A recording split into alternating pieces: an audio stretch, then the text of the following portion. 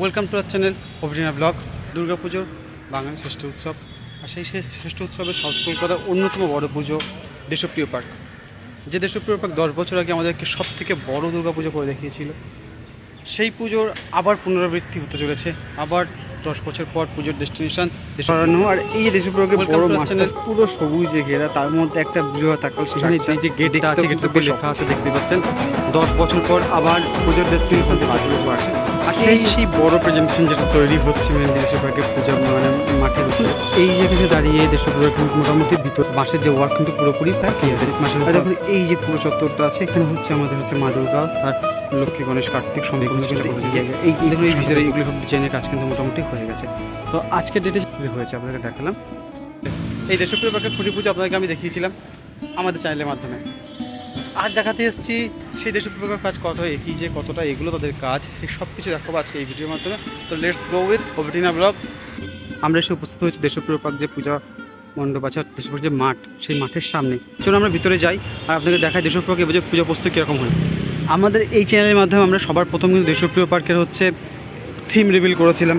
তো সেই ক্ষেত্রে দাঁড়িয়ে আমরা কিন্তু আপনাদেরকে অল্প অল্প করে বলেছিলাম যে এদের এবছর থিম কীরকম হতে চলেছে, কীরকম কাজ হতে চলেছে।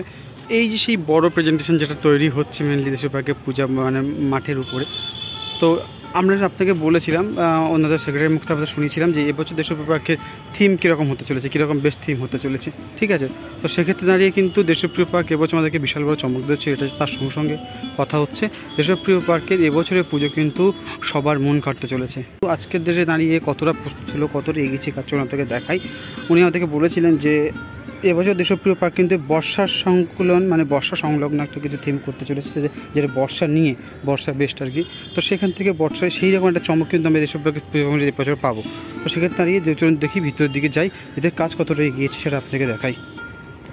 তো দেখুন এই জায়গাতে দাঁড়িয়ে দেশপ্রিয় পার্ক কিন্তু মোটামুটি ভিতরে যে বাঁশের যে ওয়ার্ক, তাদের এবছর যে বর্ষা বেস্ট যে থিম, তো বাঁশের যে ওয়ার্ক কিন্তু পুরোপুরি প্রায় কমপ্লিট। বাঁশের কমপ্লিট, উপরে ত্রিপলের কাজ হয়ে গেছে, শুধু ভিতরের যে পোর্শনের কাজ কিন্তু সেটা বাকি আছে।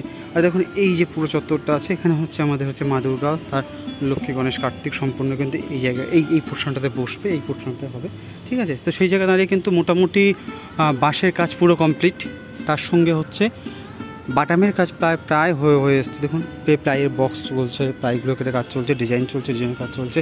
এখানে ভিতরে ঢোকার মুখের যে গেটগুলো আছে, এই পাশে একটা গেট আছে, বা এইদিকে একটা গেট হবে। একটা তো সামনের পোর্শন, ওদিকে যাবো, দেখবো, চেষ্টা করবো যেতে।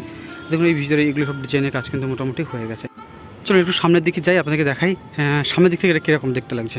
আমরা যদি সামনে থেকে দেখি তাহলে এই মোটামুটি এরকম দেখাচ্ছে সামনের পোর্শনে, এটুকু দেখাচ্ছে। ভিতরের কাজ মোটামুটি প্রায় অনেকটাই কমপ্লিট। সামনে এখনও বাঁশ বাঁধার কাজ চলছে, কারণ এই স্ট্রাকচারটা কিন্তু আরও হবে, ঠিক আছে। সেখানে দাঁড়িয়ে সামনের পোর্শনের কাজ কিন্তু এখন অনেকটাই বাকি আছে, কিন্তু ভিতরের কাজ মোটামুটি 40% মতো হয়ে গিয়েছে বলা যায়। বাঁশের কাজ, বাটামের কাজ এগুলো এগিয়েছে, ঠিক আছে।